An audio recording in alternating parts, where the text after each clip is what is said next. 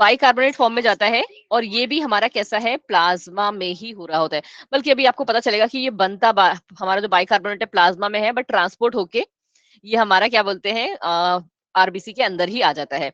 चलिए जी, ये वाला पॉइंट सबको बिल्कुल क्लियर हुआ? ठीक है, बाइकार्बोनेट फॉर्म में ये कैसे मिले बनेगी, ये बनेगी प्लाज्मा में रहेगा, सोडियम बाइकार्बोनेट फॉर्म में रहता है, और यही हमारा ब्रेक करके अंदर चला आएगा। ठीक है जी, अभी इसके बारे में हम पूरा पढ़ेंगे। बस इस पेज में जो इंपॉर्टेंट है, दिस इज जस्ट योर ये वाला पार्ट, कि कितने फॉर्म्स में ट्रांसपोर्ट होती है और कितने परसेंट में ट्रांसफर होती है। ठीक है जी, ये सामने परसेंटेज लिखा हुआ है, 7% as a carbonic, 23% as a carbamino haemoglobin, और बाइकार्बोनेट फॉर्म में 70%। बट एक इन शॉर्ट अगर हम लिखना चाहें तो प्लाज्मा के अंदर ये 77% ट्रांसपोर्ट होती है, और फिर हमारा जो ये हीमोग्लोबिन है उस पे ये 23%। ठीक है जी, चलो जी आगे बढ़ जाओ। आगे क्या है, बस ये वाली जितनी भी बात बोली थी ना, एक एक लाइन में पढ़ते जाओ, क्योंकि मेन जो मजे वाली स्लाइड है वो है हमारी ये, तो मैंने आपके लिए पहले से बना के रखी हुई है। ठीक है, ये दोनों स्लाइड्स हैं जहां से आपके क्वेश्चंस आते हैं। कोई आपसे यहाँ के स्टार्टिंग वाले उसमें क्वेश्चंस नहीं पूछेगा। हाँ, कभी कभार एग्जाम में आ जाता है कि कितना परसेंट प्लाज्मा से और कितना परसेंट हीमोग्लोबिन से ट्रांसपोर्ट होता है। चलो जी, हमारा क्या आ गया, पहला ये ना ये, हाँ जी, पहला आ गया हमारा क्या, कार्बोनिक एसिड। क्या कहानी है कार्बोनिक एसिड की, सीख लेते हैं। कहाँ ट्रांसपोर्ट हो रहा है, इन टिश्यूज, पहले ही क्लियर हो गया। In tissues 7% CO2 is dissolved in plasma water to form carbonic acid and carried out in lungs. समझ बिल्कुल क्लियर है कि 7 टिश्यूज में होता है, पहली पॉइंट। कितना परसेंट, 7%। ठीक है, और ये क्या बोलते हैं, डिजोल्व होता है प्लाज्मा में, in plasma water to form carbonic acid. मतलब क्या कह रहा है, कार्बन डाइऑक्साइड प्लस वाटर, और ये हमारा क्या बना देगा, कार्बोनिक एसिड। ठीक है, ये हमारा कार्बोनिक एसिड, जिसका फॉर्मूला है हमारा H2CO3, ये हमारा ये बना देगा। कितनों को ये बात क्लियर हो गई? और ये हमारा रिएक्शन चल रही है टिश्यू में। ठीक है, और इस वाले को बना के ये कहाँ लेके आएगा बच्चे जी, ये लेके आएगा लंग्स में मैम। ठीक है, चलो जी, फिर थोड़ा सा हम और आगे बढ़ जाते हैं। अब देखो जी कहानी क्या है, दूसरा फॉर्म इसका ट्रांसपोर्ट होने का, एज कार्बा अमाइनो हीमोग्लोबिन। चलो, क्या था ये, मतलब चलो छोड़ो, एज कार्बा अमाइनो हीमोग्लोबिन। क्या कहानी है इसकी, कि in tissues 20 to 25% of carb monoxide binds to haemoglobin to form carbamino haemoglobin. हाँ जी मैम, हम ये बात पढ़ चुके हैं, और एग्जैक्ट हमने जो पढ़ा था वो 23% के लगभग पढ़ा है, कि 23% हमारा जो क्या बोलते हैं कार्बन डाइऑक्साइड है वो कैसे ट्रांसपोर्ट होता है, कार्बन डाइऑक्साइड हमारा हीमोग्लोबिन से बाइंड कर जाता है, और ये हमारा क्या बना देता है, कार्बा कार्बोनेट अमाइनो हीमोग्लोबिन। हीमोग्लोबिन। ठीक है जी, इसको हम इसके फॉर्मूले में लिख देते हैं, इतना बड़ा लिखने की जगह, CO2Hb। ठीक है, और फिर ये इन एल्वेलाई, ये पहले कहाँ हो रहा है, ये हमारा फॉर्मेशन हुआ कहाँ, ये टिश्यू हमारा में। फॉर्मेशन हुआ मैम टिश्यू में। टिश्यू में। बिल्कुल सही बच्चा जी, होश में है सारे के सारे मतलब। और इन एल्वेलाई में क्या हो रहा है, CO2 dissociates from carbamino haemoglobin. कि यहाँ ये जब आगे बढ़ेगा, एल्वेलाई में जब आएगा तो ये क्या हो जाएगा, डिसोसिएट हो जाएगा। क्यों डिसोसिएट होगा, कोई बताएगा क्या? क्योंकि बेटा इसको बाहर निकलना है ना, एल्वेलाई से कार्बन डाइऑक्साइड को बाहर निकलना है, इसीलिए ये कार्बा अमाइनो हीमोग्लोबिन है हमारा, डिसोसिएट हो जाएगा। चलो जी, आगे बढ़ जाओ जी। देखो जी, मुझे एक्चुअली ना इसको पढ़ाने में मजा नहीं आ रहा है, हम पहले पढ़ेंगे इसको। ठीक है, उसके बाद में तुमको एक ही स्लाइड बची है, वो वाला भी देख लेंगे। ठीक है, चलो जी, पहली बात तो ये हमने क्या पढ़ लिया, सबसे पहली स्लाइड वाले पे आ जाओ, ये स्लाइड ज्यादा इंपॉर्टेंट है, कि हमारा जो कार्बन डाइऑक्साइड है वो ट्रांसपोर्ट होता है 3 डिफरेंट फॉर्म में, कहाँ कहाँ पे, प्लाज्मा और आरबीसी के अंदर।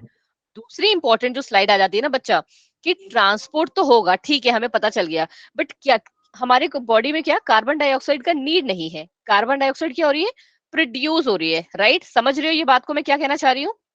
Yes ma'am. अगर थोड़ा सा होश में हो आप लोग, तो हम लोग ने इससे पहले जो चैप्टर किया था सेलुलर रेस्पिरेशन, उसमें मैंने आपको क्या कहा था, क्योंकि हमने क्या किया है, ग्लूकोज को ऑक्सीजन की हेल्प से ब्रेक डाउन किया है। राइट, हम लोग कार्बन डाइऑक्साइड बाहर से तो नहीं ले रहे हैं ना, हमारी बॉडी में वो प्रोड्यूस हो रही है as a result of what, cellular respiration. Right, तो हमको क्या करना है, हमको इस कार्बन डाइऑक्साइड का कोई काम धाम नहीं है हमारी बॉडी में, इसको निकालना है बॉडी से बाहर। क्या करना है इसका? इसका करना है मैम हमें ट्रांसपोर्ट। ट्रांसपोर्ट। अब ट्रांसपोर्ट करना है, तुम घर शिफ्ट करते हो, एक घर तुमने क्या बोलते हो, तुम पहले घर में रहते थे, अब तुमने क्या बड़ा सा महल ले लिया अपने लिए, ठीक है, तुमको अपना सामान शिफ्ट करना होगा अंदर का, तो सामान यस कैसे शिफ्ट करोगे? डायरेक्ट उठा के ले जाओगे? नहीं भाई मैम, पागल वागल हैं क्या हम पहले एक गाड़ी ट्रक से। मंगाएंगे। हाँ जी, ये ट्रक ऐसा कुछ बना है, ठीक है, ये हम क्या करेंगे, हम एक ट्रक मंगवाएंगे, उसमें अपना सामान जो है रखवाएंगे, तो इसको हम क्या कहते हैं? इसको हम कहते हैं बच्चा लोडिंग। तो उसी तरीके से कार्बन डाइऑक्साइड जो कि हमारे, ये कहाँ चल रहा है काम, ये सारा काम कहाँ चल रहा था? सेल या टिश्यू में। टिश्यू में। हाँ हाँ, जी बिल्कुल सही, ठीक है, टिश्यू में चल रहा था, तो टिश्यू से अब हमको कहाँ पहुंचाना है इसको? इसको लंग्स। पहुंचाना है मैम एल्वेलाई में, एल्वेलाई ऑफ लंग्स में। तो जब ये पहुंचाने वाला काम कर रहा होता है ना, तो इसको हम क्या कहते हैं? लोडिंग। क्या कहते हैं? लोडिंग। अब एल्वेलाई से जब आगे पहुंचाएंगे ना, तो उसको कहेंगे अनलोडिंग। तो कार्बन डाइऑक्साइड की क्या हो रही है? लोडिंग भी होगी और अनलोडिंग भी होगी। ये दोनों पॉइंट, थोड़ी सी कहानी क्लियर हुई थोड़ी सी जाके? Yes ma'am. चलो जी, कहानी क्लियर हुई तो तुमको ये वाला जो पार्ट है समझने में ज्यादा दिक्कत नहीं आएगी। चलो जी, हम ऐसे ही देखेंगे, ठीक है। पहला पार्ट हमने क्या पढ़ा? Loading of carbon dioxide.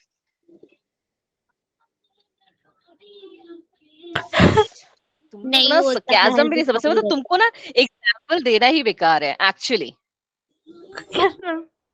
मैंने खरीदा है महल, मेरे महल में कुछ नहीं है, ठीक है, अब यस खुश? मैम। हाँ, मैं अपना पुराना सामान ही यूज करूंगी। चलो, हमने क्या किया है? लोडिंग ऑफ CO2 कर रहे हैं हम। अब मैंने आपको अभी जस्ट बताया कि कहाँ होगा ये बच्चा? टिश्यू के टिश्यू पास में में होगा। क्यों होगा? क्योंकि ये भी आपको पता है कि हमारा जो ग्लूकोज बन रहा है, ये क्या हो रही है? सेल्यूलर रेस्पायरेशन हो रही है मैम। ये सेल। हमें यस पता मैम। है, ये हमारी सेलुलर रेस्पायरेशन हो रही है, ये हमारा टिश्यू है, ठीक है। यहाँ पे ग्लूकोज को ऑक्सीजन की हेल्प से हम ब्रेक डाउन कर रहे हैं, हमको CO2 मिल गई। अब CO2 हम किस फॉर्म में? दो फॉर्म्स में पहले लेके जाते हैं, ठीक है, ऑल्दो तीसरा फॉर्म भी होगा, वो थोड़ा नीचे साइड में यहाँ पे भी तुमको यस थोड़ा सा मैम। तुमको दिखाऊंगी मैं, ठीक है। चलो, पहला हम सीख लेते हैं, CO2 जो है हमारा 23% फॉर्म में ट्रांसपोर्ट हो रहा है। इसका मतलब क्या हुआ 23% वाला? किस फॉर्म में कार्बोनिक ट्रांसपोर्ट हो रहा होगा? एसिड। क्या बात है कार्बन मनीषा भी, हेमोग्लोबिन। सारे बच्चे होश में बैठे हुए हमारे, है ना। कार्बा अमाइनो हीमोग्लोबिन, फिर से इतना बड़ा लिखने की क्या आदत जरूरत है भाई। कार्बा अमाइनो हीमोग्लोबिन के फॉर्म में मैम ट्रांसपोर्ट हो रहा है, ठीक है मैम, हमें ये बात समझ आ गई। ये आया अंदर, अंदर ये रहा हमारा क्या? बड़ा सा RBC। कहाँ क्या है ये? RBC, ठीक है। RBC में क्या होगा आपको पता होना चाहिए, एक पर्टिकुलर रेड ब्लड सेल्स के अंदर क्या बोलते हैं, 280 मिलियन हीमोग्लोबिन प्रेजेंट होते हैं। एक यस RBC मैम। में 280 मिलियन हीमोग्लोबिन जो है वो प्रोड्यूस होते हैं। अब देखो जी, हीमोग्लोबिन के अंदर अभी हमने क्या बना के हटे हैं? ऑक्सीजनेटेड ब्लड में क्या बनाया था ये हमने? Carbamino haemoglobin. Ma'am oh oxy haemoglobin. हाँ ऑक्सी जी, हेमोग्लोबिन है। ऑक्सी हीमोग्लोबिन बना के हटे हो अभी, यस मैम। No no. क्योंकि यस मैम। वो तो हमारी बाहर से बॉडी जो है ऑक्सीजन लेके यूटिलाइज करके बना ही रही है, क्योंकि इसी की तो हमको जरूरत है।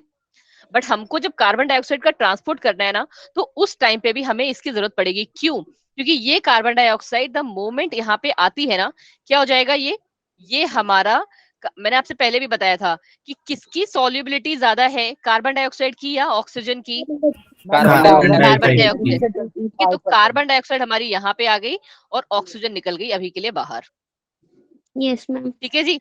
अब देखो क्या हुआ, अभी जस्ट हम लोगों ने पहली रिएक्शन में पढ़ा कि कार्बन डाइऑक्साइड मैम हमारा वाटर के साथ मिलके क्या बना देती है? Carbonic acid. Carbonic. Carbonic acid, ये हमारा बन गया।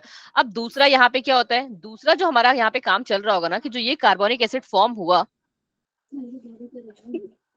इकरा जी इतना काहे चिंता हो रही है भाई?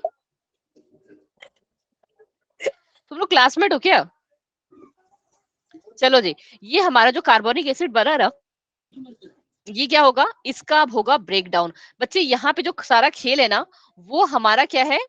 एरोस का खेल है। ये देखो, पहले जब हमारा कार्बन डाइऑक्साइड अंदर आया, बिना किसी एंजाइम की हेल्प से हमारा ऑक्सी हीमोग्लोबिन कन्वर्ट हो गया किसमें? कार्बामाइनो हीमोग्लोबिन में। ऑक्सीजन हमारा बाहर चला गया।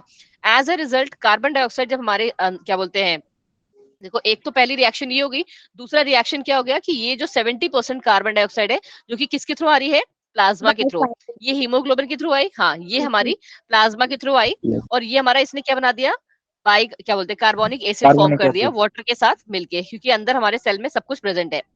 अब ये जो हमारा कार्बोनेट था ये क्या हो गया, टूट गया, बाइकार्बोनेट कार्बोनेट में टूट गया, और ये हमारा ट्रांसपोर्ट हो जाएगा कहाँ पे बच्चे जी, बाहर, ये मैम हमारा चला गया बाहर, ठीक है, ट्रांसपोर्टर्स की हेल्प से बाहर चला गया। बट क्या होता है ना, यहाँ पे क्या है, हाइड्रोजन आयन का कॉन्सेंट्रेशन क्या हो गया, बढ़ रहा है, हाइड्रोजन आयन का कॉन्सेंट्रेशन जो है कंटिन्यूअसली बढ़ रहा है, तो इसकी वजह से क्या होगा ना कि ये हमारा जो ऑक्सी हीमोग्लोबिन, देखो एक रिएक्शन तो यहाँ पे ये हुई कि ऑक्सी हीमोग्लोबिन हमारा कार्बा अमाइनो हीमोग्लोबिन में चेंज हो गया, ठीक है मैम, ये पहली रिएक्शन है, इसका इस वजह से कोई लेना देना नहीं है। अब दूसरा क्या हुआ, क्योंकि हमने क्या बोला कि यहाँ पे बहुत सारे हीमोग्लोबिन प्रेजेंट है, 280 मिलियन हीमोग्लोबिन प्रेजेंट है, तो ये रहा दूसरा हमारा हीमोग्लोबिन जो कि ऑक्सीजन के साथ आराम से मस्त बाइंड किया होता, but the moment hydrogen ion यहाँ पे आएगा, ये इसको क्या कर देगा, ये इसको डिसोसिएट कर देगा, क्या कर देगा बच्चे जी, ये इसे डिसोसिएट कर देगा, फिर से वही हमारी ऑक्सीजन बड़ी आराम से बाहर, और ये हमारा क्या बना देगा, H हीमोग्लोबिन का फॉर्मेशन कर देगा, ठीक है जी। अभी आपको ये सब कुछ बहुत इजीली आपको क्या रट जाएगा, बस अभी के लिए 3 रिएक्शंस आपको समझनी है, और सबसे मोस्ट इंपॉर्टेंटली आपको एरोस देखने हैं। मैंने आपको बोला कि ये HCO3 जो है हमारा बाहर चला जाएगा, और फिर ये बाहर जाके सोडियम के साथ कंबाइन करेगा, और क्या करेगा, फॉर्मेशन करेगा सोडियम बाइकार्बोनेट का, कहाँ पे, इन प्लाज्मा में। हमने क्या बात किया कि कार्बन डाइऑक्साइड का यूटिलाइजेशन या ट्रांसपोर्ट किस फॉर्म में हो रहा हो, किन किन फॉर्म में हो रहा था, देखो जी 3 फॉर्म्स में हो रहा था, हाँ जी, तो इन 3 फॉर्म में से जो ये वाला फॉर्म है बाइकार्बोनेट वाला, एक तो हमारा कार्बोनिक एसिड बन गया मैम, समझ में आ गया हमें।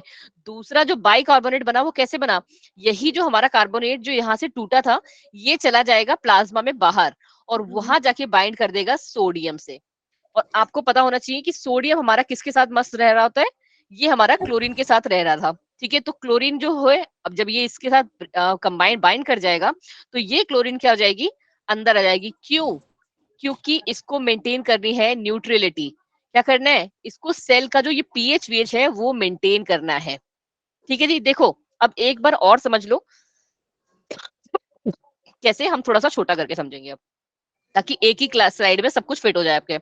हम लोगों ने स्टार्टिंग में ही पढ़े क्या, 3 फॉर्म्स में ये ट्रांसपोर्ट हो सकता है। अब पहले तुम लोग मुझे थोड़ा थोड़ा बताओ ताकि मुझे समझ में आए कि तुम्हें कितना समझ में आया, कौन कौन सी फॉर्म्स थी, carbonic acid, carbonic acid, carbonic acid, haemoglobin, ये रहा हीमोग्लोबिन वाला, बाइकार्बोनेट, और एक बाइकार्बोनेट, ठीक है। देखो जी ये रहा हमारा कार्बो अमाइनो हीमोग्लोबिन वाला, यस मैम, ठीक है। सबसे पहला ये 23% ऑक्सीजन, सॉरी 23% कार्बन डाइऑक्साइड जो थी वो हमारे अंदर आई, ऑक्सी हीमोग्लोबिन से बाइंड की, किसी एंजाइम की जरूरत नहीं है, और इसने क्या कर दिया, ब्रेक कर दिया दोनों को, और कार्बन डाइऑक्साइड जो है हीमोग्लोबिन से बाइंड कर गया, और ये हमारा क्या हो जाएगा, ऑक्सीजन बाहर निकल जाएगा। अब ये इस फॉर्म में ट्रांसपोर्ट होगा बाहर, ट्रांसपोर्ट कैसे होगा वो भी अभी हम सीखेंगे, ठीक है। दूसरा हमने कौन सा पढ़ा कि प्लाज्मा में 77%, हाँ जो था वो प्लाज्मा में था, और उसको भी हमने क्या 2 पार्ट्स में डिवाइड कर दिया था, एक 70% जो कि कार्बोनिक एसिड फॉर्म में जा रहा है, और 7% हमारा बाइकार्बोनेट के फॉर्म में जा रहा है। तो ये रहा हमारा बाइकार्बोनेट वाला, ठीक है। ये हमारा क्या हुआ, कार्बन डाइऑक्साइड वाटर के साथ मिलेगा, बट यहाँ पे क्या आ गया, यहाँ पे आ गया एंजाइम कार्बोनिक एनहाइड्रेस, यहाँ एरोस का ही काम है, देखो ये एरोस, ठीक है। और यहाँ पे अब क्या हो जाएगा, बाइकार्बोनेट बन गया, ठीक है। अब ये बाइकार्बोनेट हमारा क्या हो जाएगा, ये बाइकार्बोनेट हमारा जाएगा टूट, ठीक है। और ये जैसे ही डिसोसिएट हुआ ये हाइड्रोजन आयन और कार्बोनिक एसिड में टूट के ये चला गया बाहर, और ये सोडियम बाइकार्बोनेट से फॉर्म हो जाएगा। और यहाँ पे जो सोडियम बाइकार्बोनेट क्योंकि NaCl के फॉर्म में घूम रहा था, एक तो यहाँ पे आ गया बाइंड कर गया, और दूसरा जो क्लोरीन था वो चला जाएगा क्लोराइड शिफ्ट की हेल्प से अंदर। और इस पर्टिकुलर जो ये क्लोरीन का मूवमेंट होता है ना प्लाज्मा से आरबीसी के अंदर, इसको हम कहते हैं हैमबर्गर फिनोमेना। क्या कहते हो बच्चा इसको, इसको आप कहते हो हैमबर्गर फिनोमेना, ठीक है। It's very important. और ये क्यों होता है, क्योंकि अंदर ना बहुत सारे हाइड्रोजन आयन कंटिन्यूअसली बन रहे हैं, ठीक है। इस हाइड्रोजन आयन, हाँ जी बिल्कुल सही, to maintain the neutrality of plasma membrane, ठीक है, हमारी जो प्लाज्मा मेम्ब्रेन है इसकी, आरबीसीज की, उसकी न्यूट्रलिटी को मेंटेन करने के लिए। अब यहाँ पे जो आपको एक दो पॉइंट्स याद करने हैं ना बच्चे, वो है ये वाले पॉइंट्स। मैंने इसलिए एकदम छोटू सा आपके लिए बना के रख दिया कि इतना भी आप लिख के आ जाओगे ना, और ये 3 रिएक्शन याद करना, क्योंकि तुम तो केमिस्ट्री में इतनी बड़ी बड़ी रिएक्शन याद करते होगे, हम डैम श्योर अबाउट दैट। तो ये 3 रिएक्शन याद करना तो कोई बड़ी बात नहीं है, क्योंकि अभी जब हम अनलोडिंग करेंगे ना, अनलोडिंग भी सिमिलर यही है, सिर्फ अंतर पता है क्या आएगा? कोई बता सकता है सिर्फ अंतर क्या आएगा उसमें, अनलोडिंग वाले पार्ट में? कोई भी क्लास का होशियार बच्चा? अनलोडिंग में सारे एरोज उल्टे हो जाएंगे बस। रिवर्स हो जाएंगे मैम। रिवर्स हो जाएगा। हाँ जी, बिल्कुल सही, पूरा का पूरा प्रोसेस रिवर्स हो जाएगा। चलो जी, अब यहाँ पे पॉइंट्स हमको क्या याद करने हैं कि haemoglobin acts as a buffer near the tissue. Near the tissue haemoglobin कैसे यूज एज कर रहे हैं हम? बफर की तरह एक्ट कर रहे हैं। क्यों जी? क्योंकि ये देख रहे हो क्लोराइड अंदर आ रहा है, हाइड्रोजन हम इसे कहाँ कह सकते हैं, बिकॉज इट्स हैमबर्गर। हाँ जी। चलो जी, क्या हुआ यहाँ पे कहानी कि यहाँ पे हीमोग्लोबिन अब बफर की तरह काम करता है नियर द टिश्यू। क्यों? क्योंकि ये करता है suppress the effect of hydrogen ion. जो ये हाइड्रोजन आयन कंटिन्यूअसली, हाय कल्लू राजा, ठीक है, या कालू राजा, जो भी नाम है आपका। Welcome to the class. मैंने पहली बार ये नाम सुना क्लास में एक्चुअली। ये अब क्या करता है, सप्रेस कर रहा है, जो ये हाइड्रोजन आयन कंटिन्यूअसली डिसोसिएट हो रहे हैं उसके इफेक्ट को सप्रेस करेगा, क्योंकि ये क्लोरीन को भी लगातार अंदर भेजेगा, ठीक है, ताकि वहां पे एसिडिक एनवायरनमेंट ना बन जाए। दूसरा क्या करेगा, ये फॉर्म करता है HHB, ठीक है, इसका भी नाम था, मुझे एकदम नाम नहीं याद आ रहा इसका, पता नहीं क्यों। HHB को भी हम कुछ बोलते हैं, ठीक है, एंड रिलीज करता है क्या, हमारा ऑक्सीजन को रिलीज करता रहता है। ये मैम हमें पता चल गया है, देखो ऑक्सीजन हमारी कंटिन्यूअसली रिलीज हो रही है। फिर लास्ट हमारा क्या आ जाता है बच्चा जी, कि यहाँ हो क्या रहा है, यहाँ एक्चुअली ऑक्सीजन हमारा, ओके जी, ऑक्सीजन हमारा लगातार यूज हो रहा है, तो इसका मतलब क्या है, ऑक्सीजन का पार्शियल प्रेशर क्या होगा, कम होगा। हम लोग क्या कर रहे हैं, रेस्पिरेशन कर रहे हैं, तो कंटिन्यूअसली ऑक्सीजन का यूटिलाइजेशन हो रहा है, तो ऑब्वियसली उसका पार्शियल प्रेशर हो जाएगा कम। और दूसरा क्या हो रहा है, डिसोसिएशन हो रहा है हमारा ऑक्सी हीमोग्लोबिन का। हाँ जी मैम, हमें सबसे पहले स्टेप में ही देख लिया कि हमारा डिसोसिएशन हो रहा है जब हमको क्या बोलते हैं, कार्बो अमाइनो हीमोग्लोबिन फॉर्म करना है। दूसरा क्या था, क्लोराइड का जो कॉन्सेंट्रेशन है वो प्लाज्मा में डिक्रीज कर रहा है। कैसे जी? क्योंकि यहाँ पे प्लाज्मा में क्लोराइड था, वो कहाँ ट्रांसपोर्ट हो रहा है, ब्लड के अंदर हीमोग्लोबिन में ट्रांसपोर्ट आरबीसी हो में। रहा है, आरबीसी में ट्रांसपोर्ट हो रहा है, सॉरी, हीमोग्लोबिन यूज करने के लिए आरबीसी में वो ट्रांसपोर्ट हो रहा है, और इसी को तो हम कहते हैं बोर्स इफेक्ट। Yes ma'am. जहां पे भी डिसोसिएशन होता है हीमोग्लोबिन का, उससे ही आपको कहा जाता है बच्चा बोर्स इफेक्ट। क्लियर हुआ ये थोड़ा सा पॉइंट आपको? क्योंकि अभी एक बार हम और पढ़ेंगे इसको, ये और ज्यादा क्लियर हो जाएगा। कहाँ पे पढ़ेंगे, ये रहा जी, अनलोडिंग में। अनलोडिंग कहाँ होगी बच्चे अब? मैम देखो खुद, एल्वियोली के पास। बिल्कुल सही जी बच्चा जी। देखो जी, हमारा जो अभी तक हमने लास्ट क्लास में, लास्ट स्लाइड में पढ़ा कि टिश्यू से कहाँ आ गया, हीमोग्लोबिन में। अब हीमोग्लोबिन से आगे ये पहुंचेगा कहाँ पे, एल्वुलाई में। एल्वेलाई के पास। बिल्कुल सही कहा आपने, ठीक है, ये पहुंचा हमारा एल्वेलाई के पास। अब एल्वेलाई क्या करेगा, इसको सेम वही कहानी फिर से चलेगी। मैंने आपसे उसी टाइम पे कह दिया था ये बात कि वही सब कुछ फिर से होगा, बस क्या हो जाएगा, रिवर्स। हाँ जी बिल्कुल आयुष जी, ठीक है, क्या बोलते हैं, वही हमारा क्या हो जाएगा, रिवर्स, पूरा का पूरा रिवर्स। जैसे हमारी उसमें क्लोराइड शिफ्ट थी, यहाँ पे क्या और दिख रही है आपको, रिवर्स क्लोराइड शिफ्ट। यहाँ पे, वहां पे हमारा क्या था, सोडियम कार्बोनेट आयन फॉर्म हुए थे, बाइकार्बोनेट आयन फॉर्म हुए थे हमारे, ये यहाँ पे फिर से स्प्लिट कर रहा है, टूटेंगे। ठीक है, हाँ जी, ये टूटेंगे। अब यहाँ पे बफर की तरह कौन काम करेगा, यहाँ बफर की तरह काम करेगा मैम बाइकार्बोनेट आपका। Bicarbonate. Bicarbonate will act as a buffer. और लास्ट वाले में कौन कर रहा था बफर की तरह काम, कार्बो एमिनो लड़की, हीमोग्लोबिन। हीमोग्लोबिन। हाँ भाई। ये बहुत मैम इसमें इंपॉर्टेंट ट्रैप क्वेश्चन है होगा बच्चा, ना इसको हल, बाइकार्बोनेट में। क्या चीज होगा बच्चे, मैम ट्रैप्ड होगा ना कार्बन डाइऑक्साइड में ये हाँ बाइकार्बोनेट। जी, यस यस यस यस बेटा, ये तो मैंने आपको स्टार्टिंग में बता दिया ना कि 3 फॉर्म्स में ही ट्रांसपोर्ट होता है वो। ये हमारा 23% और बाकी ये दोनों हमारे 77%। चलो जी, थोड़ा सा अब क्या, अब अनलोड भी कर लेते हैं। हमने क्या कार्बन डाइऑक्साइड का क्या बोलते हैं, यहाँ पे लोड कर लिया था, सब कुछ फॉर्म हो गया था। अब हमको क्या करना है, इसको भेजना है एल्वेलाई में, ठीक है, तो सॉरी, तो ये कहानी हमारी कैसे चलेगी? ये कहानी हमारी चलेगी बिल्कुल उल्टी। सबसे पहले जो हमारा वहां पे क्या फॉर्म हुआ था, हमारा फॉर्म हुआ था ma'am carbamino haemoglobin. Yes ma'am. Carbamino haemoglobin जो मैम हमारा फॉर्म हुआ था वो डिसोशिएट करेगा। अब सबसे पहला पॉइंट, खुद से भी लिख सकती हूँ पॉइंट्स, मैं हर बार नहीं लिख रही हूँ, तो ये पहले सबसे पहले हमारा डिसोशिएट करेगा। द मोमेंट ये डिसोशिएट करेगा, कार्बन डाइऑक्साइड बाहर, और उसमें कार्बन डाइऑक्साइड O2 बाहर, तो ऑक्सीजन अंदर। कहाँ से? एल्वेलाई के पास। एल्वेलाई में तो हमारा पार्शियल प्रेशर ऑफ ऑक्सीजन क्या है? ज्यादा, क्योंकि यहाँ पे क्या चल रहा है? डिफ्यूजन। यहाँ चल रहा है कंटिन्यूअसली डिफ्यूजन। तो डिफ्यूजन हमारा कैसे? हाई से लो में। ये रहा हमारा ऑक्सीजन का पार्शियल प्रेशर एल्वेलाई में हाई, ये कहाँ पे आ जाएगा? ये हमारा आ गया मैम आरबीसी के अंदर। ये क्या है हमारा? आरबीसी तो है, ये हमारा मैम मैम आरबीसी यस के मैम। अंदर आ गया, ठीक है। Yes. और द मोमेंट ये हमारा आरबीसी में आया, ये इसने इसको फिर से अपना जो इसका स्टेबल फॉर्म था, जो इसको पसंदीदा फॉर्म था, ये इसने वही फॉर्म ले ली, ऑक्सीजन। दूसरा क्या हो रहा होगा? जो हमारा यहाँ पे बाइकार्बोनेट बना था वो भी हमारा क्या हो गया? डिसोशिएट हो गया वापस से। CO2 हमारी क्या हो गई? फ्री हो गई। अब यही CO2 तो हमारी बाहर निकल जाएगी। देखो, एक यहाँ से निकली, दूसरी हमारी यहाँ से निकली, तीसरी हमारी कैसे निकलेगी?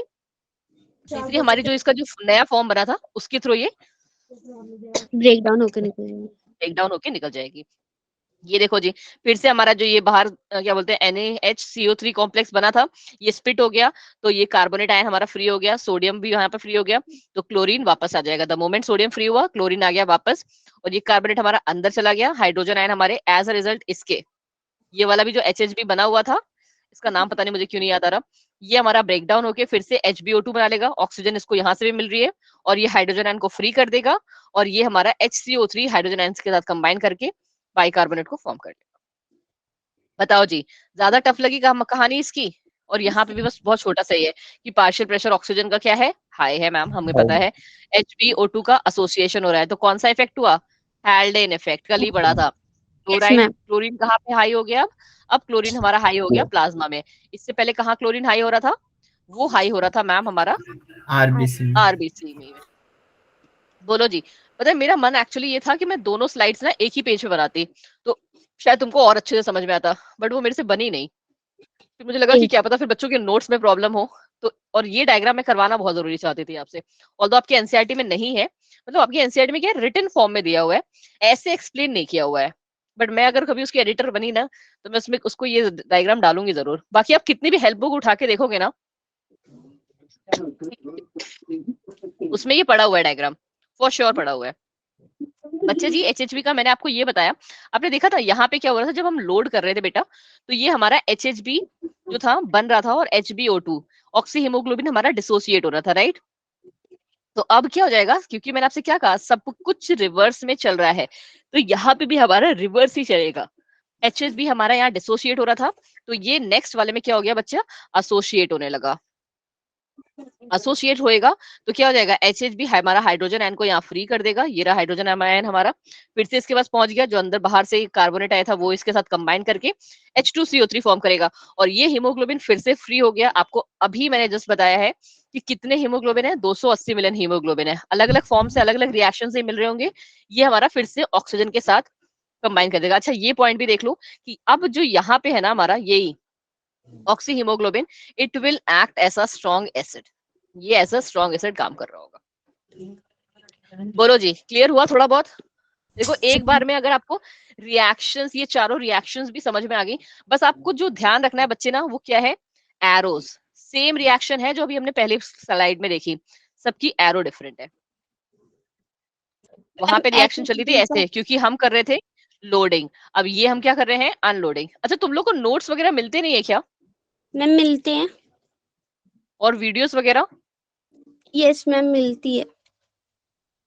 ओके, पता है क्योंकि ना बहुत सारे बच्चों का क्या बोलते हैं, लगातार बाद में मैसेज आता है कि उनको वीडियोस और ये नहीं मिले, तो मुझे लगा एक बार पूछ लेती हूँ। मैम HHB का फुल फॉर्म? HHB का फुल फॉर्म बच्चे मुझे एक बार देखना पड़ेगा, थोड़ी बहुत टीचर भी भूल जाते हैं। मैम मैंने क्या सर्च तो था, किया था, हेडर क्वेट्री बैटरी ऐसी कुछ है। वीडियोस नहीं मिलते हैं। वीडियोस पता नहीं क्यों बच्चे बहुत दिनों से बनाए नहीं इन लोगों ने। मेरा 23 दिसंबर का बना हुआ पड़ा है लास्ट, उसके अलावा जो है क्या बोलते हैं अभी तक नहीं हुआ है। ओके जी, चलो जी, अब देख लो, अगर अब तुमको वो वाला समझ में आ गया था, तो ये रहा उसका रिएक्शन कार्बोनिक एनहाइड्रेस वाला। क्या था? कार्बन डाइऑक्साइड हमारा वाटर के साथ मिलके क्या कर रहा था, कार्बोनिक एनहाइड्रेस की हेल्प से ये हमारा कन्वर्ट हो गया, ठीक है, H2CO3 में। और फिर जब रिवर्स वाला चलेगा, नहीं नहीं, फिर ये हमारा कहाँ चल रहा था, हीमोग्लोबिन के अंदर।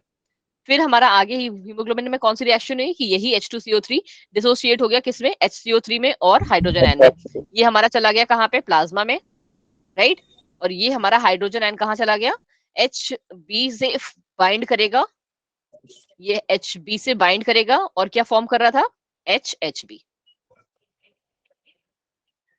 ठीक है। वही चीज हमने यहाँ पे लिखी हुई है, in alkyl the above reaction proceeds in opposite direction. इन्होंने क्या एक सिंपल लाइन में तुमको बता दिया है। अब देखो भाई अपने आप, एल्वेलाई में क्या है, ये अगर आप थोड़ा सा दिमाग लगाओगे ना, तो ये रिएक्शन वही है। ऊपर वाली रिएक्शन हमारी चल रही है टिश्यू में, और नीचे वाली हमारी चल रही है एल्वेलाई में। अगर आप और लैंग्वेज में सीखना चाहो, तो मैम ये हो रहा है लोडिंग के टाइम पे, और जो और नीचे वाली ये रिएक्शन हो रही है, हाँ, अनलोडिंग के टाइम पे, ठीक है। चलो जी, अब हम बढ़ जाते हैं थोड़ा सा और आगे, कहाँ पे, वही रिएक्शन मैंने भी लिखी है, regulation of respiration. I guess इसका भी बहुत छोटा सा ही टॉपिक है, बट मैंने थोड़ा सा और इसमें भी एडिशनल किया है तुम लोगों को पढ़ाने के लिए, तो तुम उसको भी थोड़ा सा देखो कि रेस्पिरेटरी सेंटर्स हमारे पास कितने हैं, respiratory rhythm centre, pneumotaxic centre, और हमारा क्या है, कीमो सेंसिटिव एरियाज। अच्छा, कहाँ कहाँ पे होते हैं, आप बताओगे क्या नाम, ब्रेन के कौन कौन से ऑर्गन्स इसमें इन्वॉल्व है। मैम पहले वाले में मेडुला में होता है, जो ओब्लंग मेडुला होता है। मेडुला ऑब्लांगटा, दूसरा पोन्स में, ये पोन्स तो उसी बिल्कुल का सही, है। दूसरा हमारा होता है पॉन्स में। बिल्कुल सही बोले भाई साहब ये। इसको मैं अभी आपको समझाऊंगी, पर उससे पहले हम देखेंगे ये जो मैंने आपके लिए बनाया है बड़ी मेहनत से। क्यों? क्योंकि मुझे पता है पढ़ाने का क्यों इसको मैंने ज्यादा, क्योंकि आप लोगों को जब हमने स्टार्टिंग में रेस्पिरेशन किया था बच्चा जी, उस टाइम पे आपको याद होना चाहिए कि हम लोगों ने कौन कौन सी मसल्स की मूवमेंट को देखा था, इन्वॉल्व किया था। इनफैक्ट स्पेलिंग गलत है ना, कौन कौन सी मसल्स को के मूवमेंट को इन्वॉल्व किया था, रिलैक्सेशन और कॉन्ट्रैक्शन के, डायफ्राम मसल्स, और दूसरी ICM, intercostal intercostal muscle. Muscle, external और इंटरनल इंटरकोस्टल मसल्स तो हमने किया था, बट हमने यूज सिर्फ एक्सटर्नल इंटरकोस्टल मसल का देखे थे। Yes ma'am. याद है, दोनों कॉन्ट्रैक्ट कर रही थी, दोनों रिलैक्स कर रही थी। और इसके अलावा बीच में एक बच्चे ने नाम लिया था, मतलब मुझे नाम नहीं याद है किस बच्चे ने लिया था, स्टर्नम। बट उस टाइम पे मैंने उसको नहीं बताया था, एब्डोमिनल मसल्स का मैम कहाँ काम है, तो बेटा यही यस काम है। चलो जी, आ जाओ कहाँ पे, ये रहा हमारा, आपको पता चल गया कि कहाँ पे होता है ये हमारा क्या बोलते हैं, मेडुला ऑब्लंगेटा में होता है। यहाँ पे भी हमारे क्या है बच्चे जी, मेडुला ऑब्लंगेटा का मेरे को एक्चुअली अच्छा वाला डायग्राम नहीं मिला, कुछ इस तरीके से आपका होता है मेडुला ऑब्लंगेटा यहाँ पे कहीं, if I am not wrong, एक बार गूगल करके देख लेना, यहाँ कहीं हमारा मेडुला ऑब्लंगेटा होता है, ठीक है। उसके भी क्या है, दो फॉर्म्स हैं, कौन से, dorsal respiratory, dorsal respiratory group, अगर इसको लिखना है तो पूरा लिख लो, डॉर्सल रेस्पिरेटरी ग्रुप, और दूसरा हमारा जाता है वेंट्रल रेस्पिरेटरी ग्रुप। एक ही लिखने की जरूरत है, बाकी दूसरा याद रहेगा। मेडुला ऑब्लंगेटा में होता है उसके दोनों साइड्स में। अब दोनों साइड्स के इन्वॉल्वमेंट कहाँ कहाँ पे है, डॉर्सल अगर हम रेस्पिरेटरी ग्रुप की बात करें, तो इसका इन्वॉल्वमेंट होता है कहाँ पे, सिर्फ और सिर्फ जब हम इंस्पायर कर रहे होते हैं, ठीक है, ये इंस्पायरेटरी एरिया कहलाता है। तो यहाँ पे कहा इसका रोल क्या है, रेस्पिरेटरी रिदम सेंटर कहते हैं इसे हम, मेडुला ऑब्लंगेटा के डॉर्सल रेस्पिरेटरी ग्रुप को हम रेस्पिरेटरी रिदम सेंटर कहते हैं। अभी एक बार फिर से देखेंगे इसको, ये नॉर्मली करता क्या है, कंट्रोल्स द नॉर्मल ब्रीदिंग को, और वो भी किसको, सिर्फ और सिर्फ इंस्पायरेशन को, ठीक है जी। और यहाँ पे हमारा क्या होता है, कॉन्ट्रैक्शन आपको पता है कि डायफ्राम मसल्स को और इंटरकोस्टल मसल्स का, बट वेंट्रल रेगुलेटरी ग्रुप ये क्या करता है, एक्सपायरेटरी एरिया को करता है, ठीक है। और यहाँ पे हमारा क्या होता है, फोर्सफुल एक्सपायरेशन होता है, ठीक है, फोर्सफुल एक्सपायरेशन होता है, और वो किसकी हेल्प से होता है, by the contraction of internal intercostal muscles and abdominal muscles. आप जब भी बहुत तेज से सांस बाहर निकालते हो, तो हमारी क्या, एब्डोमिनल मसल जो होता है उसमें क्या बोलते हैं, उसका आप देखते होगे कि वो भी कॉन्ट्रैक्ट होती है, ठीक है। तो ये बस इसका एक छोटा सा वाला पार्ट था, बट मुझे थोड़ा सा इंपॉर्टेंट लगा, इसलिए मैंने आपके लिए इसको लाके रख दिया है।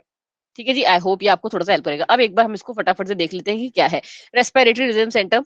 अभी जस्ट बताया कि मेडुला ऑब्लोंगेटा में होता है, एमओ कहते हैं, और ये क्या करता है, यूजुअली रेस्पिरेटरी रिदम्स को रेगुलेट करता है। फिर आ जाता है हमारा न्यूमोटैक्सिक सेंटर, इसका भी तो मैंने बताया था, ये रहा न्यूमोटैक्सिक सेंटर। इसको हम क्या कहते हैं, पॉन्स में होता है, ये कहाँ होता है, पॉन्स में।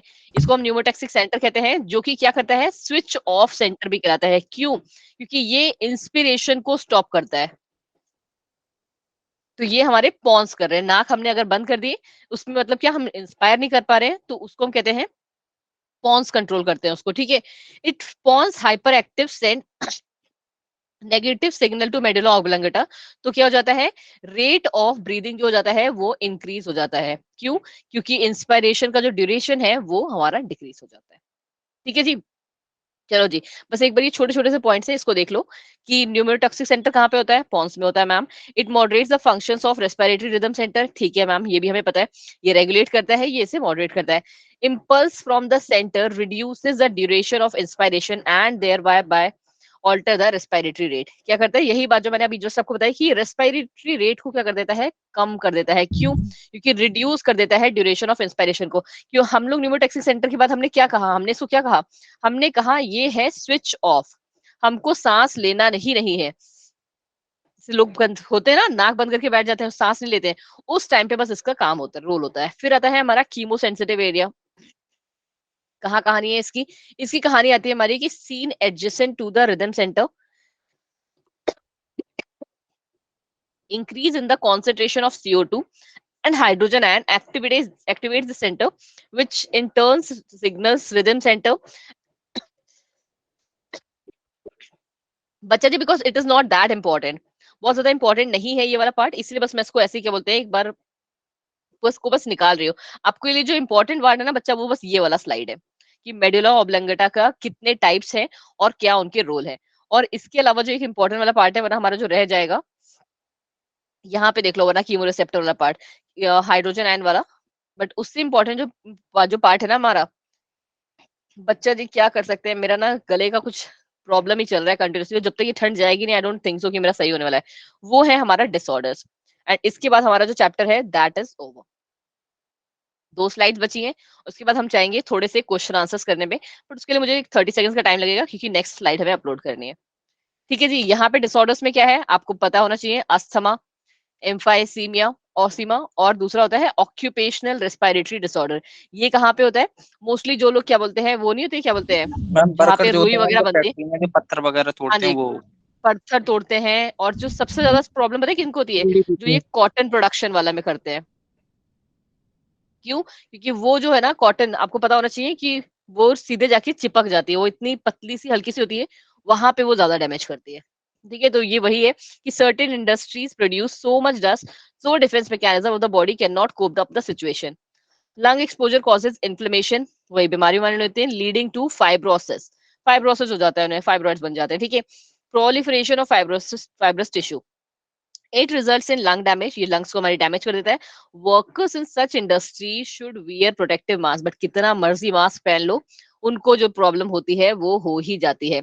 अब देखो जी, मैंने आपको जो उस टाइम पे ही बताया था कि हमारे साथ ये हो क्या रहता है, आप यहाँ पे अगर थोड़ा सा ध्यान दोगे तो आपको दिख रहा होगा कि जो नॉर्मल पर्सन की हमारी ये है, ठीक है, और जो हमारे एस्थमेटिक पर्सन का है, आप देख रहे हो स्पेस कितना कम है, Yes, ma'am. पास करने Yes, के ma'am. लिए स्पेस ही, गैसेस के एक्सचेंज के लिए इनके पास स्पेस ही नहीं है ज्यादा। क्यों? क्योंकि यहाँ पे क्या हो गया है, और सारी चीजों का कलेक्शन हो गया है, बहुत सारी और एक्स्ट्रा चीजें जो है, भले ही उसकी स्किन जो है वही हमारे जो तीनों मेम्ब्रेन्स थी वो मोटी हो गई हो, या जो भी उसका XYZ रीजन हो, उस वजह से हमारा क्या हो जाता है, अस्थमा के पेशेंट्स को क्या वो पंप लेना पड़ता है। और वो पंप एक्चुअली करता क्या है, वो जाके इसे सिर्फ डिसॉल्व ही करता है, और तभी बंदा क्या इजिली सांस ले पाता है। अस्थमा में क्या होता है, it is a difficulty in breathing causing the wheezing due to inflammation of bronchi and bronchioles. ये कहाँ पे इन्फेक्ट करता है, ब्रोंकाई एंड ब्रोंकियोस को। एंड इम्फाइसीमा क्या है, it decreases the respiratory surface, major cause है cigarette smoking and damage of alveolar walls. ये देख लो जी। ठीक है जी, अब हम लोग पहले एक दो जो है इसके क्वेश्चन आंसर देखते हैं, बिकॉज अभी हमारे पास टाइम है 15 मिनट का, एंड वो वाला पार्ट बहुत ज्यादा इंपॉर्टेंट नहीं था, इसीलिए बस मैंने आपको क्या है, मैम रेस्पिरेशन। हाइपोक्सिया क्या होता है? हाइपोक्सिया, एनोक्सिया एंड हाइपोक्सिया, मैंने ये पढ़ा हुआ है, जस्ट गिव मी 2 मिनट्स, मैं आपको बताती हूँ। बस एक बार मुझे ये स्लाइड्स लोड करने दो। ये तो रेस्पिरेशन एंड प्लांट्स का है। जस्ट 1 सेकेंड बच्चा, बस मुझे एक बार स्लाइड्स देखने दो, उसके बाद मैं आपको बताती हूँ। हाँ जी, लिखने वाला काम अब खत्म बच्चे।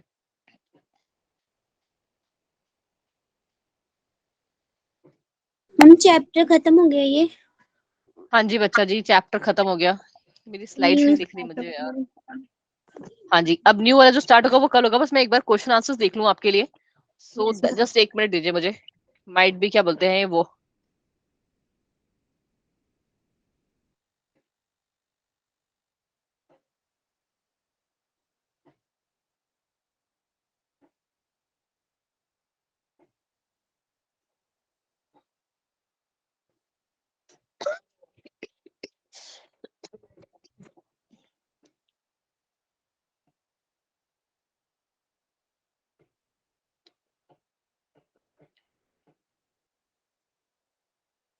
उड़ गया ये।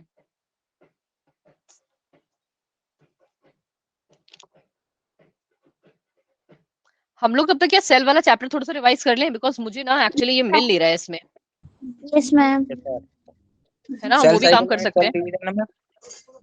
हाँ जी, cell cycle and cell division, because आपका उसका भी टेस्ट है ना। तो ना 1 सेकेंड और दीजिए बस मुझे,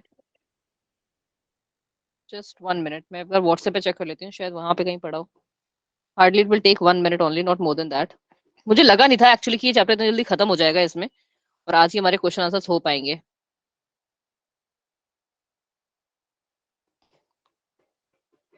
हाँ जी, मिल गया, थैंक यू जी।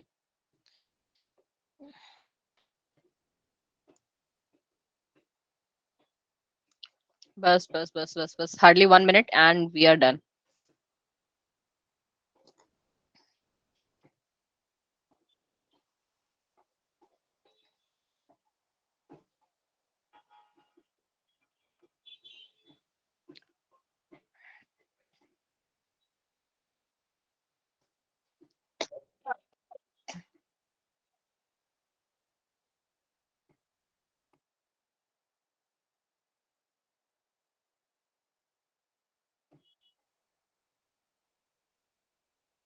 बस बस बस बस, जस्ट 1 मिनट।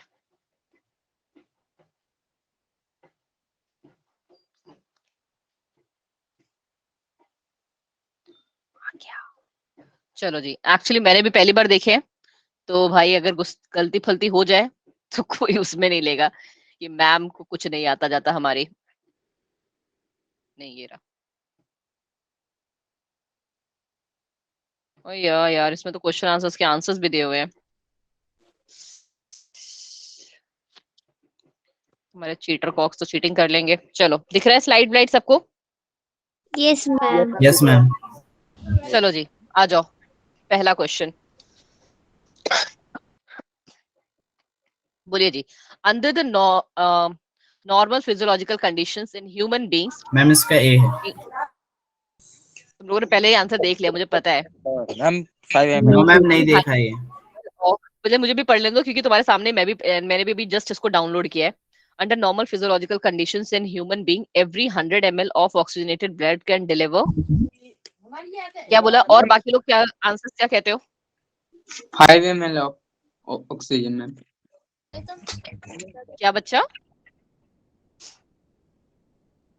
यस पहला मैम। वाला तो चलो ठीक है, तुम लोगों ने ए देख लिया था या पता नहीं जो भी था, तो ए ही इसका करेक्ट आंसर है। Haemoglobin is red coloured iron containing pigment present in the RBCs. It binds to oxygen in a reversible manner. हम लोगों ने ये बात जो है पढ़ी हुई है कि ये ऑक्सीजन हमारी जो है बाइंड करता है हीमोग्लोबिन के साथ रिवर्सिबल मैनर में। कैसे? Haemoglobin plus oxygen, just 1 second. Haemoglobin plus oxygen, ये हमको क्या HbO2 दे रहा था, और ये हमने कल की क्लास में पढ़ा है कि ये ब्रेक भी हो सकता है, और अभी जस्ट भी आप पढ़ के ही हटे हो जब हम लोगों ने loading unloading of carbon dioxide पढ़ी। ठीक है, फिर हमारा ये क्या कह रहा है कि each haemoglobin molecule can carry a maximum of 4 molecules of oxygen. हाँ जी मैम, हमें भी ये बात पता है, कल ही हमने पढ़ी है कि हीमोग्लोबिन में 4 मॉलिक्यूल्स ऑफ ऑक्सीजन को ऐड करने की क्षमता होती है, ठीक है। Every 100 ml of oxygenated blood can deliver around 5 ml of oxygen. Her 100 ml of oxygenated blood जो है वो 5 ml ऑफ ऑक्सीजन को डिलीवर करने में एक नॉर्मल कंडीशन में डिलीवर करता है, ठीक है जी। चलो जी आगे आ जाइए जी नेक्स्ट क्वेश्चन की तरफ। ये नेक्स्ट पेज में है क्या, हे भगवान। चलो विच ऑफ द फॉलोइंग, एक काम करते हैं लोग डिस्कस ही कर लेते हैं। ये क्वेश्चन आंसर्स वाला राउंड जो है थोड़ा सा ज्यादा डिफिकल्ट पड़ जाएगा अभी के लिए, पता नहीं नेक्स्ट पेज में कितना वो दिया है। Which of the following is not a function of conducting part of respiratory system? Inhaled air is humidified, temperature of inhaled air is brought to the body temperature. इसके भी आंसर्स तुम लोग को दिख ही गए यार।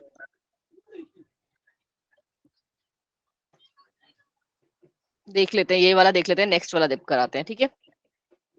Provide surface tension for diffusion of oxygen and carbon dioxide and it clears inhaled air from foreign particles. तो the correct answer is यही जो सी जस्ट अभी जस्ट देखा है आपने, external nostrils to terminal bronchioles are called conducting parts.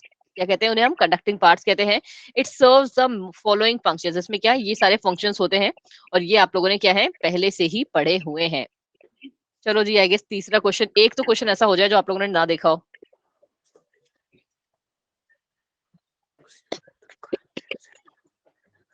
चलो जी पढ़ो ये वाला क्वेश्चन, दिख रहा है आप clearly? The Yes, ma'am. Partial pressure of, yes ma'am, ma'am C हो जाएगा इसका। इसका सी होगा मैम। मुझे भी एक बार देखने दो क्या है। Partial pressure of oxygen and carbon dioxide at alveoli are. क्या बात है, बिल्कुल ही होशियार बच्चे हो तुम लोग। करेक्ट आंसर है सी। Yes, ma'am. चलो जी नेक्स्ट क्वेश्चन पे पहुंच जाते हैं अब हम।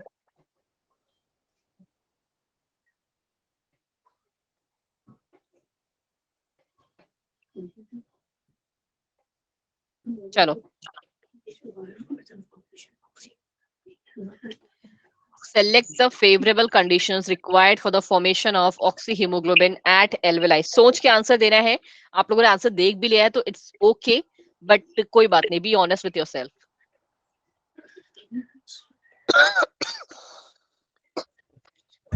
मैम इसका भी सी होगा। निगम जी इसलिए बोल रहे हो क्योंकि देख लिया था नो या मैम, सोच के बोल रहे हो?